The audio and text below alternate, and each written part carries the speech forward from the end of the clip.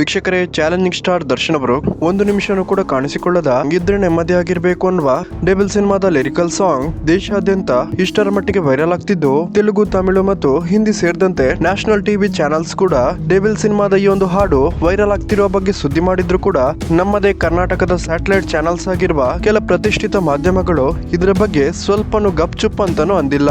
ಇದನ್ನೆಲ್ಲ ನೋಡಿ ನಾವು ದರ್ಶನ್ ಫ್ಯಾನ್ಸ್ ಒಂದಂತೂ ಏನು ತಿಳ್ಕೊಳ್ಬೇಕು ಅಂದ್ರೆ, ನಮ್ಮ ಕರ್ನಾಟಕದ ಕೆಲ news channels D boss Darshan ಅವರನ್ನ ತಮ್ಮ TRPಯ ತೀಟೆಗೋಸ್ಕರ ಹೇಗ್ ಬೇಕು ಹಾಗೆ ಬಳಸಿಕೊಂಡಿರುವ ನಮ್ಮ ಕನ್ನಡ ಮಾಧ್ಯಮಗಳು ಅದೇ ದರ್ಶನ್ ಅವರ ಡೆವಿಲ್ ಸಿನಿಮಾದ ಪ್ರಚಾರದ ಸಮಯದಲ್ಲಿ ಒಂದು ಚೂರು ಕೂಡ ವರದಿ ಮಾಡ್ತಿಲ್ಲ ಅಂದ್ರೆ ನಮ್ಮ ಮಾಧ್ಯಮಗಳು ದರ್ಶನ್ ಅವರ ಮೇಲೆ ಎಷ್ಟೊಂದು ಹಗೆ ಸಾಧಿಸ್ತಿದೆ ಅಂತ ಅರ್ಥ ಮಾಡ್ಕೊಳ್ಳಿ.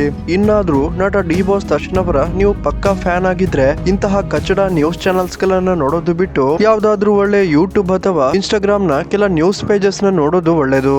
ಯಾಕಂದ್ರೆ ನೀವು ಪ್ರತಿ ಸಾಲಿ ದರ್ಶನ್ ಅವರ ನ್ಯೂಸ್ ಅಂತ ಹೇಳ್ಕೊಂಡು ಈ ಚಾನೆಲ್ ಗಳನ್ನ ನೋಡಿದ್ರೆ ಇಂತಹ ಚಾನೆಲ್ಸ್ಗೆ TRP ಮತ್ತು ವ್ಯೂಸ್ ಹೆಚ್ಚಾಗುತ್ತೆ. ಆದ್ರೆ ಇದರಿಂದ ದರ್ಶನ್ ಅವರಿಗೆ ಒಂದು ಪೈಸೇನು ಪ್ರಯೋಜನ ಇಲ್ಲ ಅಂತಾನೆ ಹೇಳ್ಬಹುದು.